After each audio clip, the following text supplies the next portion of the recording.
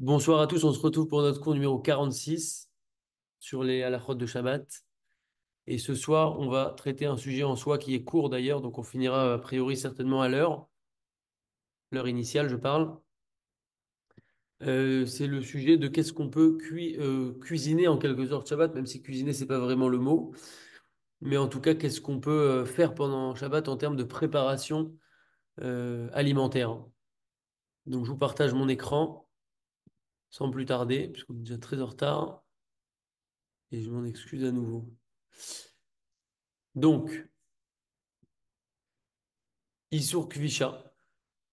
Donc, en fait, la notion de kvish. Donc là, on va voir différentes notions de tout ce qui est préparation d'aliments. Donc là, le premier sujet qu'on voit, c'est la kvisha, c'est-à-dire que la kvisha, la traduction, c'est mettre en saumure, en quelque sorte. Donc, vous savez ce que c'est la saumure si vous parlez français. Et on va voir si on a ce qu'on a le droit de faire ou pas faire. Et Asro Chachamim lichbosh yirakot b'memelach ou chometz. Nos Chachamim ont interdit de mettre en saumure des légumes dans de l'eau salé ou dans du vinaigre, mi pene shakvisha domé les bichoul, puisque le mettre en saumure, ça ressemble à bichoul. Bichoul, c'est cuire et c'est interdit Shabbat. Chez Metaken et Tayerek, la achila, on vient par cela arranger, préparer en quelque sorte l'aliment pour le manger, donc c'est un problème. Netinat Melar, concernant maintenant le fait de mettre du sel, pas mettre en saumure, pas mettre dans de l'eau avec du sel ou dans du vinaigre, mais simplement mettre du sel. A priori, mettre du sel, c'est quelque chose de permis, mais il y a certains cas où ça va être problématique. Juste, vous m'entendez bien? Est-ce qu'on peut me faire un pouce, me confirmer que le son est bon?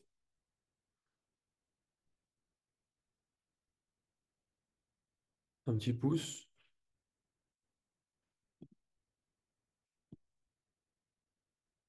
Super, merci. Donc mettre du sel. En la tête melach al arba vechamesh chatichot yirek sheyesh derech lekofshan. On ne peut pas mettre du sel sur quatre ou cinq morceaux, donc quatre ou cinq façons de parler, en tout cas quelques morceaux plusieurs morceaux d'un légume qu'on a l'habitude de mettre en saumure, comme gumba. Donc c'est des gumba, je sais pas comment on peut traduire ça, c'est une sorte de légume. Geyser de la carotte, quichou des courgettes, crouve du chou, les fêtes, c'est juste une seconde, je vérifie, un navet, c'est ça, un navet, agvaniote, yerokot, donc des tomates, etc. Aval chatichot agvania, omelafefon kalouf, par contre, un morceau de tomate ou un morceau de concombre qui est épluché, au salade tirakot, une salade de légumes, chez Ender le des légumes qu'on n'a pas l'habitude en fait de mettre en saumure, là, il n'y aura pas de problème. Moutar la tête melach afal kamachat yichot yachad. Donc, en gros, un légume qu'on a l'habitude de mettre en saumure, sur plusieurs morceaux, ça sera un problème de mettre du sel comme ça. Kmochen également, en la tête melach al arba vechamesh chatichot yirek, kshematerato le afik rarifutam. Également, ce qu'on n'a pas le droit de faire, c'est de prendre comme ça plusieurs petits morceaux de légumes, quand notre but, c'est avec ce sel, d'augmenter le, le, le piquant, on va dire, la force, l'acidité, etc. de ces légumes.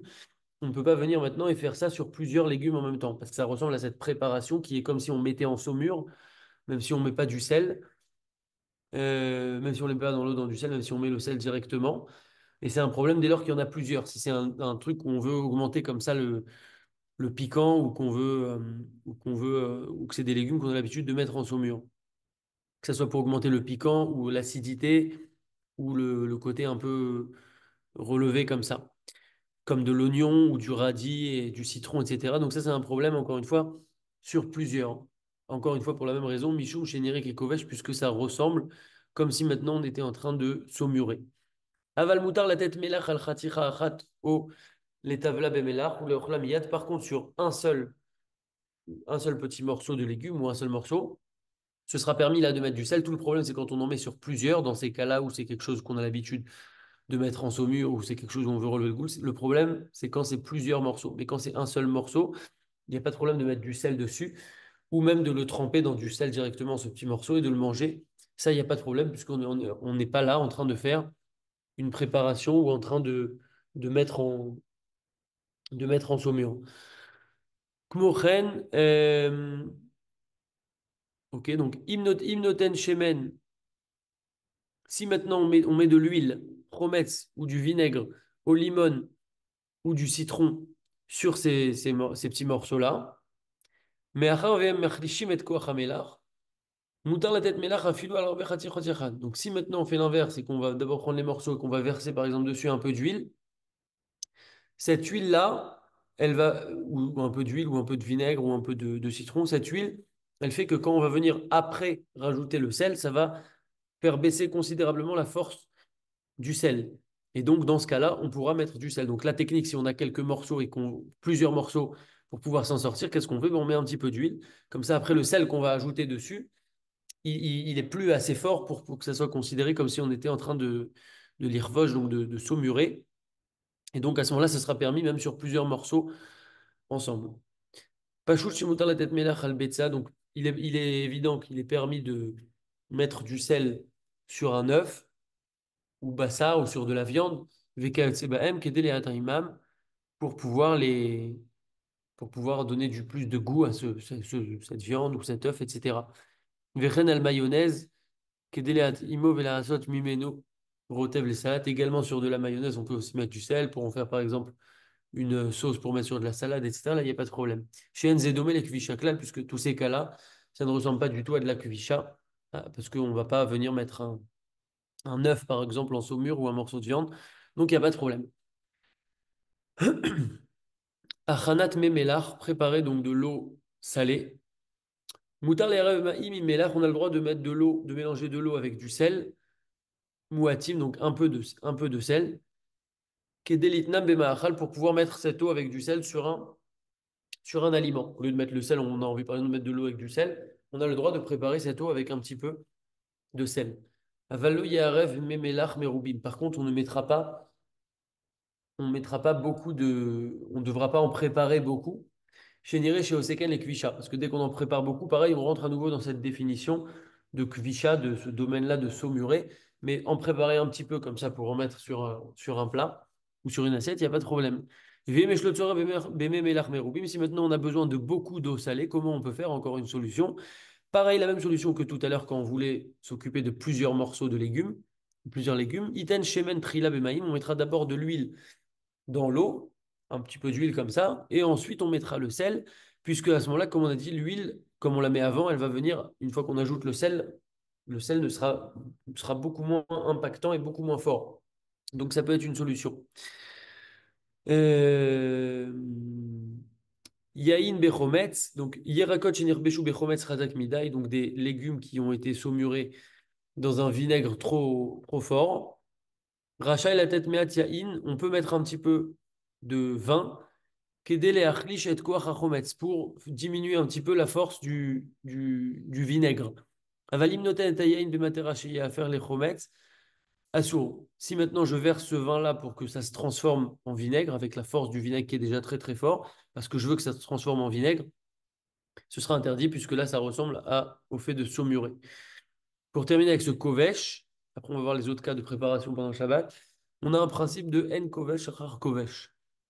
On n'a pas de saumurage ou ouais, de saumurage après que ça a été déjà saumuré. On avait expliqué quand on a parlé de la mélacha de bichoul qu'on a un principe de en bichoul achar bichoul. C'est-à-dire qu'un plat qui est déjà cuit entièrement et quand il est solide par exemple, j'ai le droit de venir et de le mettre sur ma plaque pendant Shabbat parce que je ne vais pas cuire par cela. Pourquoi? Parce qu'il est déjà cuit. Donc, en bichoul achar bichoul, dans quelque chose de solide, on avait dit. Donc là, pareil, on a en kovesh achar kovesh.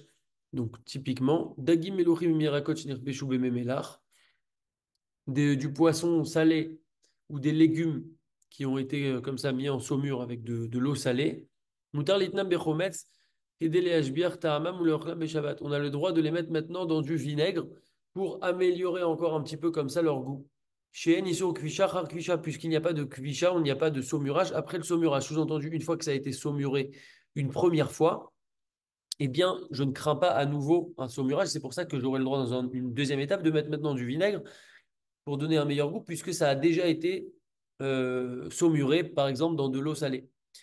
Ou kmochen chez En Issour Bichoul, Achar Bichoul. De la même manière qu'il n'y a pas de bichoul après un bichoul, comme on avait dit. Ok. Avala sur la tête d'Agim Melouchim à la plata, qui est bichoul Achar Kvisha. Par contre, maintenant, ces poissons qui sont salés, donc des poissons qu'on a mis dans du sel, donc pareil, on les a saumurés, on ne pourra pas, par contre, les mettre sur la plata qui yesh bichoul achar kvisha. Car il y a un bichoul après la kvisha. Donc il y a une cuisson après le saumurage. Donc j'ai un poisson qui était dans du sel, donc qui a saumuré. Je ne peux pas venir le mettre maintenant sur la plata. Pourquoi? Parce que tout ce qu'on a dit, c'est que en kovesh achar kovesh. C'est-à-dire que tant que c'est dans le même domaine, une fois que ça a été fait une fois, ça a été saumuré, je ne crains pas un autre saumurage, donc je peux mettre du vinaigre. Par contre, une fois que ça a été saumuré, je ne peux pas maintenant venir le mettre sur la plata, parce que la plata, c'est un bichoul, et on craint comme c'est marqué là, yesh bichou lachar kvisha, ça veut dire qu'il y a une cuisson effectivement après le saumurage, sous-entendu, malgré que ça a été saumuré, ça peut maintenant cuire puisque c'est un autre type de cuisson, donc ça sera problématique. Tout ce qui est permis, c'est du même registre, à savoir une kvisha achar kvisha, un saumurage après un saumurage. Ça, on ne le craint pas et on pourra donc le faire. Bushim shelo nigmeru kol tzorkam, chamutzim shelo nigmera kvishatam karaoui, des cornichons pour lesquels le saumurage n'a pas été terminé complètement. Enam Mouktsé, ce n'est pas Mouktsé, donc on peut les toucher. Kiréouim la Achila liédé à Trak, parce que malgré tout, même si c'est pas terminé complètement, c'est quand même mangeable. Ou Moutar Afler Ziram les Tzantzenet, les Mcher Kvishatam, et on pourra même les remettre dans leur bocal pour qu'ils continuent à saumurer. Kedé les Rol Mehem Beshabbat. Parce que ça a déjà commencé ici à saumurer en quelque sorte, et même si c'est pas le top au niveau du goût, c'est déjà mangeable. Et donc on considère qu'il y a déjà eu ce saumurage qui a commencé. Kvisha Bessoukar, maintenant saumuré dans du sucre. Je ne sais pas si ça se dit aussi saumuré, mais en tout cas, l'idée, c'est la suivante. Moutar les faisait un soukar à l'arbe khatichot. En fait, saumuré, c'est finalement faire un peu mijoter comme ça dans du sel ou dans du vinaigre ou de l'eau avec du sel, etc. Ici, concernant du sucre, on aura le droit de saupoudrer du sucre sur plusieurs morceaux de fraises. Au passage, les fraises qu'il faut vérifier méthodiquement, et comme pour chaque légume, on le dit à chaque fois, il y a des méthodes vraiment pour chaque chose. C'est très important de connaître ça. Il y a des cours sur ça, il y a des vidéos sur ça, il y a des livres sur ça. Il faut absolument que connaître les halakhot dans ça pour pas se tromper et manger des insectes et autres. Euh, Ça me fait rire parce que j'ai jamais fait une visite aussi longue en fait. Ils sont toujours là en train de tourner. Mais tant mieux. Euh, Khatirot Toutim, on a le droit donc de mettre du sucre sur de nombreux morceaux de fraises. Veshkoliot et des pamplemousses, Vekotsebahem, etc. Donc des fraises, pamplemousses, c'est des exemples. Ou les achotam, kamashot, yachad, ou les ochlam, mais on a le droit même de laisser ce sucre même plusieurs heures. Qui est sur kvisha besukar. En fait, on n'a pas d'interdit de saumurer dans du sucre. Donc le sucre, c'est pas problématique en fait.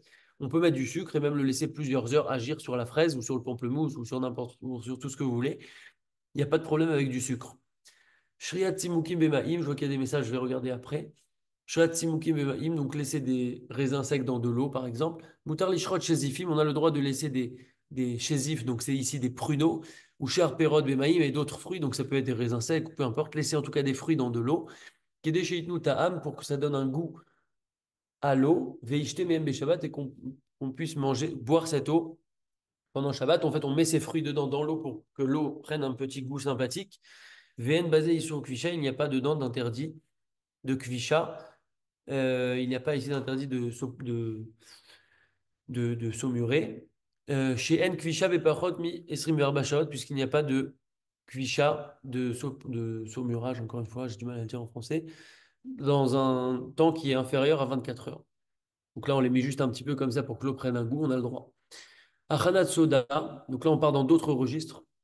Euh, Préparer du soda. Donc, il y a des machines comme SodaStream ou. Quel bail. Bye.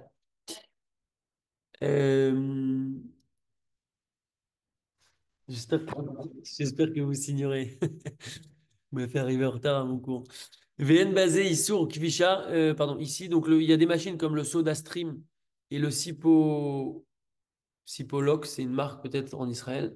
En tout cas, il y a des machines comme ça qui permettent de fabriquer, de créer du soda. Donc, c'est des machines avec des bonbonnes de gaz où on vient maintenant charger le gaz dans de l'eau et ça devient du coup du soda. On parle bien entendu de machines où il n'y a pas d'électricité, de problème d'écran, de boutons, etc. Il y a des machines comme ça purement mécaniques qui permettent de faire du soda. On a le droit de faire ça pendant Shabbat, il n'y a pas de problème. Achanat limonada, préparer une limonade. Moutar lisrot limon les reka, on a le droit de prendre un citron, de le presser dans un verre vide. Alors, il faudra faire attention s'il y a des pépins qui tombent, comme on le sait, on n'a pas le droit de trier pendant Shabbat. On n'a pas le droit d'enlever le mauvais du bon. Donc, si on enlève le mauvais du bon, ici, le mauvais, c'est le pépin. Il faudra absolument prendre aussi du bon avec. Faire attention de prendre bien du jus de citron pour ne pas enlever le mauvais du bon seulement, sinon c'est un problème. Véliten, donc on a le droit de presser un citron dans un verre vide. Véliten à la mitz soukar ou maïm et de mettre sur ce jus de citron du sucre et de l'eau pour en faire une bonne limonade sympathique. C'est permis pendant le Shabbat. Achanat ketsef café, préparer de la mousse dans un café, ceux qui aiment bien le café au lait. Moutar la tête ralav au maïm, on a le droit de prendre du lait ou de l'eau. Véléaref boméat de café, de mélanger un peu de café avec. Au Nescafé ou du Nescafé, Vélifroche, Beau, Bechoska et de remuer assez fort, Kedeleat, Imoyoter, Velekabel, Ketsef, pour que ça soit meilleur et qu'on puisse arriver comme ça à un genre de petite mousse sympathique.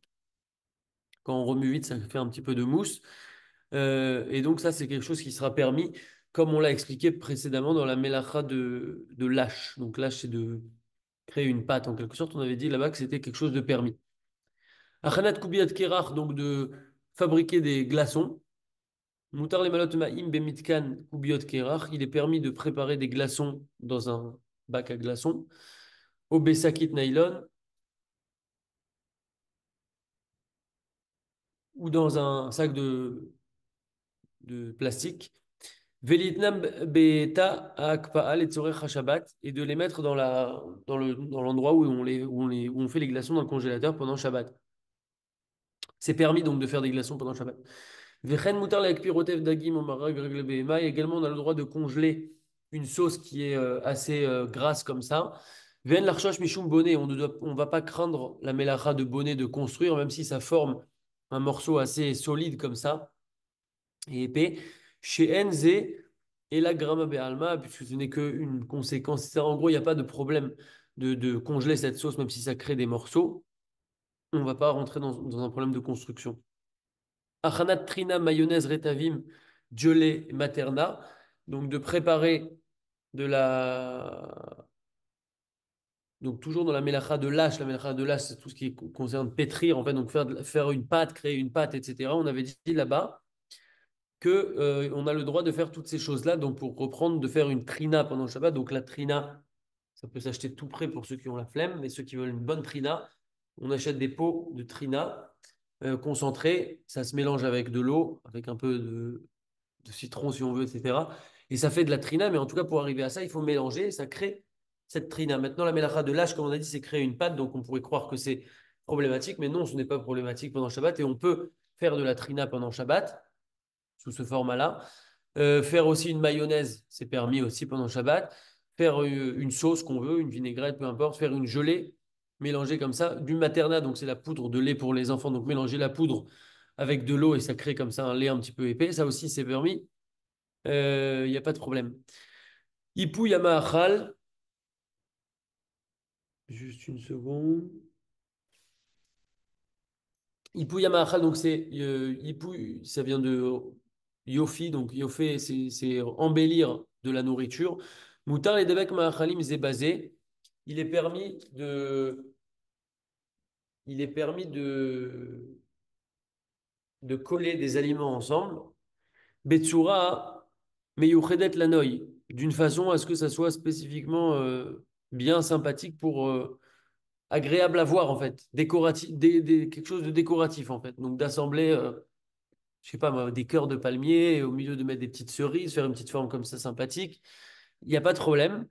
Vechen salade hummus ou salade betsim, également une salade d'œuf ou une salade de hummus, ça me donne faim tout ça. Moutar le achlikam yafé vetsalachat, on a le droit de bien les lisser comme ça et de les mettre joliment étalés dans une assiette, il n'y a pas de problème. VN basé Michoum Mémaréach ou Michoum Bonnet, et on n'a pas ici d'interdit de Mémaréach, donc c'est d'étaler, ou de bonnet de construire, il n'y a aucun problème de ça. Chez Keshem, chez En Binyan Bekelim, de la même manière qu'il n'y a pas de construction avec des ustensiles, Car en binyan beochalim. Également, on n'a pas de construction avec de la nourriture. C'est-à-dire on construit pas avec de la nourriture, donc il n'y a pas de problème de bonnet. Et donc, ce sera permis.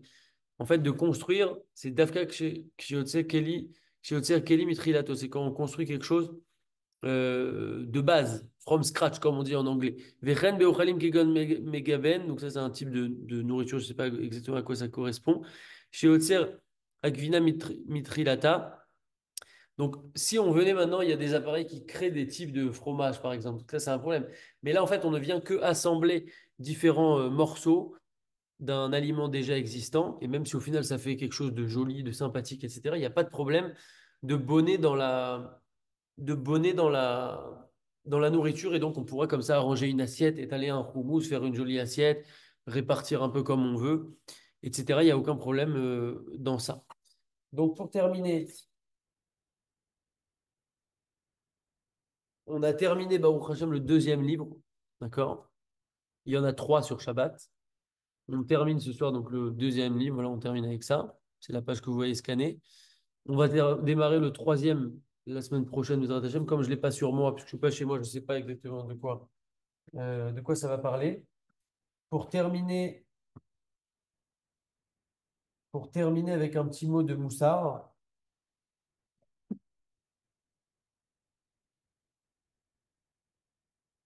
Juste une seconde.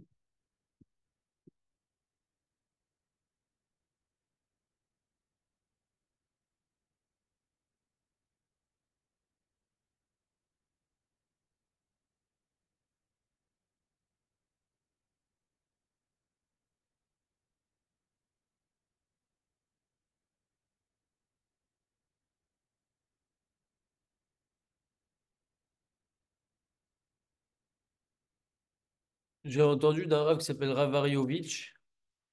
Il nous fait des fois des petits, tous les dimanches, un petit cours de Moussard de 30 minutes comme ça. On est en ce moment dans les parachutes où on parle d'Avraham Avinu. Avraham Avinu, comme on sait, il a eu 10 épreuves. Maintenant, c'est un peu bizarre si on réfléchit parce qu'Avraham Avinu, il a découvert Hachem, c'est-à-dire il a vu comment le monde fonctionnait et il s'est dit, c'est pas possible, il y a forcément quelqu'un derrière. C'est comme ça qu'il a découvert Dieu. Immédiatement, dès qu'il a découvert Dieu, au passage, il s'est pas contenté de découvrir Dieu, mais il a aussi fait en sorte de faire découvrir Dieu. Comme on dit, c'est pas Vaïkra, c'est Vaïakri, c'est-à-dire que il a pas seulement il a fait appeler Hachem. C'est pas seulement que lui, il a appelé Hachem, c'est qu'il a fait appeler Hachem aux gens. Il s'est occupé des gens. Donc ça, déjà, en soi, c'est un message. Parce que découvrir Hachem, c'est un peu notre quotidien, finalement. Petit à petit, on se rapproche d'Hachem. Donc on découvre un peu plus la grandeur d'Hachem. On découvre Hachem sous une nouvelle dimension. Mais il faut pas garder ça pour soi. Il faut aussi, bien sûr, s'occuper de soi. C'est très important. Et c'est même une priorité. Mais il faut aussi s'occuper des autres. S'occuper des autres, c'est pas quelque chose... il n'a pas dit ça le roi, mais je sais pas pourquoi je pense que c'est pas quelque chose qui est réservé à des rabbinim ou à. Bien sûr que les rabbinim, c'est un niveau et il faut respecter et on ne peut pas se comparer à des rabbinim. Mais ce que je veux dire, c'est que c'est quelque chose qui est adapté à chacun. Parce que dans notre vie, on est tous au contact de personnes qui nous inspirent, mais il y a aussi des personnes qui s'inspirent de nous. Et ça, c'est valable à tous les niveaux et pour toute personne. Parce qu'on fait tous des choses que d'autres ne font pas, donc ces personnes vont être inspirées par nous. Moi-même, je suis en train de vous parler, je suis personne pour vous parler, ça veut dire que je lis ce livre, je l'étudie, c'est un livre qui est très bien fait, on étudie ça ensemble, etc. Mais c'est à la portée de chacun, en fait, de transmettre à l'autre des enseignements à son niveau, hein. Il faut savoir ce qu'on dit, il faut que ça soit sourcé, il ne faut pas raconter n'importe quoi. Si on ne sait pas, on s'abstient.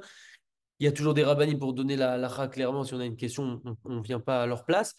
Mais on peut très bien apporter un enseignement, renforcer quelqu'un, apporter une idée. En fait, on ne sait pas de quoi est fait notre vie. Toutes les personnes avec qui on est en contact, finalement, si Hachem nous met en contact avec certaines personnes de notre vie et dans notre journée même finalement, c'est que ces personnes-là, bah, soit on peut avoir une influence sur elles, soit elles vont avoir une influence sur nous, mais il y a forcément quelque chose qui se passe. Et le point que je voulais dire, c'est que Avram, il a eu des...